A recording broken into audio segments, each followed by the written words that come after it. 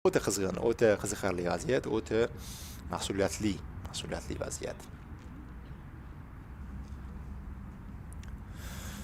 Navbahor vakili birinchi bo'lib zarba yo'llaydi. Bu 68-raqamdagi Abdurahmon Shamsiddinov. Marhamat Abdurahmon Hoji Akbar Ma'murovga qarshi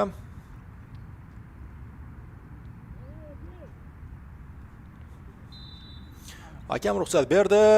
Zarba darvozabon qaytarmoqchi. Hoji Akbar o'sha golda xatoga yo'l qo'ydi dedik, lekin ushbu vaziyatda birinchi zarbani yo'q seyf orqali qaytarishga muvaffaq bo'ldi. Qarang qanday bosim, qanday yuqori bosim. O'zi ham bir yelkasidan tog' ag'darilgandek reaksiya qildi goldan keyin, ko'rdingizmi? Endi esa zarba berish navbati raqib jamoaga, ya'ni Hoji Akbarning jamoadoshi zarba beradi. Endi biz Siratullaxon Yusufxonovning harakatini tomosha qilamiz. Azizbekmi bu? Azizbek Choriyevga o'xshayapti. 70 raqam yozilgan bo'lsa, o'sha 7 dan keyingi raqam 0 dek ko'rinyapti menga. Agar 2 bo'lmasa. Ruxsat berdi hakam. Choriyev va Yusufxonov to'qnashuvi. Zarba darvozabon qaytardi-yu, lekin to'liq emas. Baribir darvoza to'ridan joy egalladi. O'zini qarang, mana buning reaksiyasini qarang. Gol urdi aslida, lekin nishonlay olmayapti, chunki bir muzdek suv quyilgandek bo'ldi uning ustidan. Chunki darvozabon qaytargandek taassurot uyg'otdi dastlabki lahza. Keyin Xudoga shukr, gol bo'ldi deb yuborgan bo'lsa ajab emas. 1-0 do'stlar, mashal oldinda. Abdulboriyev. Ma'murov zarba! Endi bu zarbani qaytarib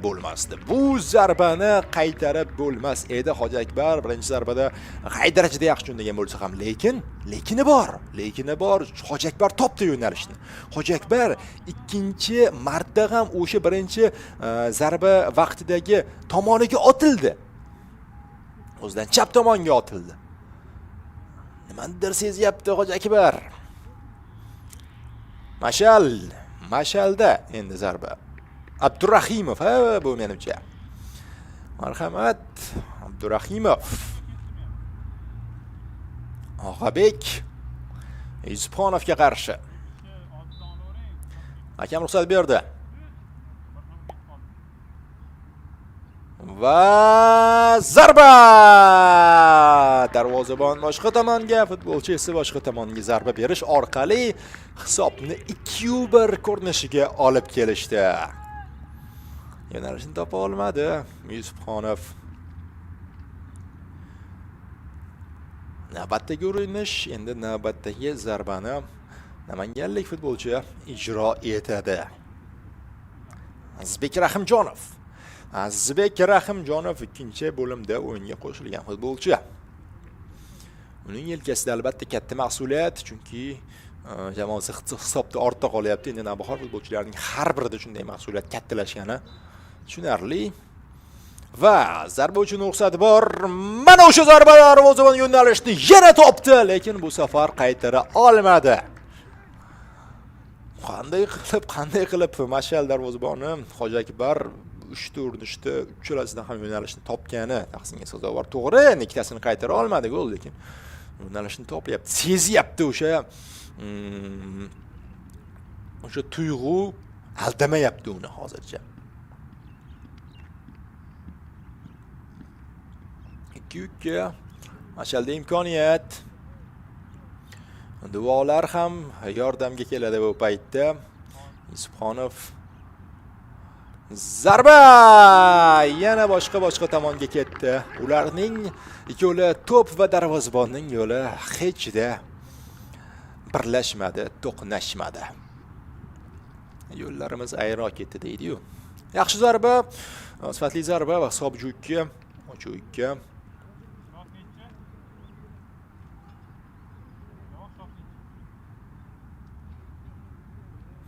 Navbahor o'yinchisi to'p bilan endi Anasxon Rahmonov. Rahmanov deb yozib olibdi. Okey, marhamat. Zarba darvozabon yana yo'nalishni topdi, lekin yana bir ozgina qo'llari yetmadi. Nima qilay deyapti? Men topyapman, lekin shu yetmayapti-da dedi shekilli. Yaxshi zarba va yaxshi harakat bo'ldi darvozabon tomonidan ham. Navbahor vakillari o'ta qo'rquv bilan tepishayotgan bo'lsa ajab emas, chunki darvozabon har birining yo'nalishini topyapti-da. Qaysidir birida yana qaytarib qolishi mumkin-ku. Ham shunda qoyil Hojiakbarga.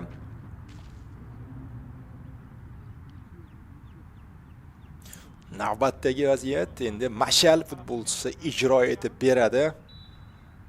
Bosbek Kamolov zarba yo'nalishini darvozabon topdi, lekin qaytara olmadi. Darvozabonlar yaxshi harakat qilishyapti baribir va zarbalar ham aniq. Har holda hozircha biz bitta gol bo'lmadi-yu Navbahorda, ammo noaniq zarba ko'rmadik. Hozircha barcha zarba aniq darvoza tomoniga yo'nalmoqda. Albatta afsus bor chunki yo'nalishni topgandi, qaytara olmadi.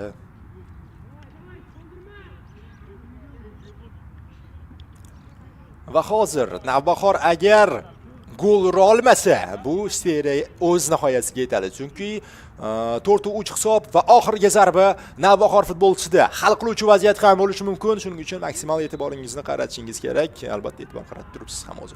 Najimov zarba darvozabon qaytardi va shu tariqa Mashal jamoasi yarim final yo'llanmasini qo'lga kiritmoqda.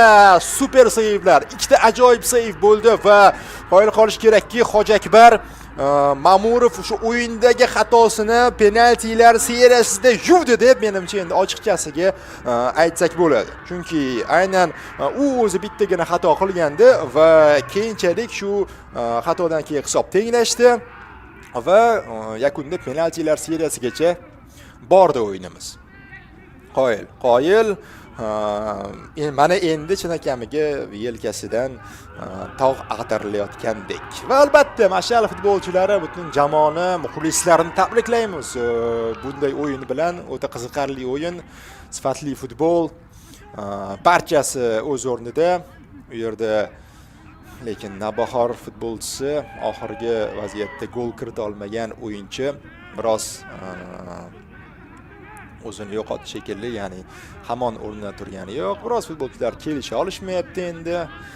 Endi bu tushunarli. Endi bu o'yindan keyingi emotsiyalar bu bizga u qadar bog'liq emas. Biz toza futbol ko'rdik, sifatli futbol ko'rdik. Hakamlar ham yaxshi boshqarishdi, futbolchilar ham yaxshi o'yin namoyish etib berishdi. Va endi Mashal yarim finalda Nasafga qarshi to'qnash keladi va tan olib aytish kerak, Mashal g'alaba qozongan bo'lsa ham Navbahor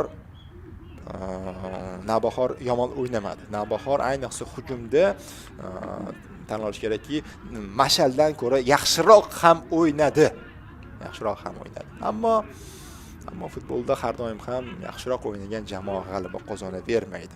Zo'r o'yin va Mashalni haqli g'oliblik bilan tabriklagan holda men ham efirni yakunlayman. Sharhda Muhammadali Muhammadkaniyov bo'ldi. Do'stlar, keyingi o'yinlarda, yarim finallarda ko'rishguncha salomat bo'ling.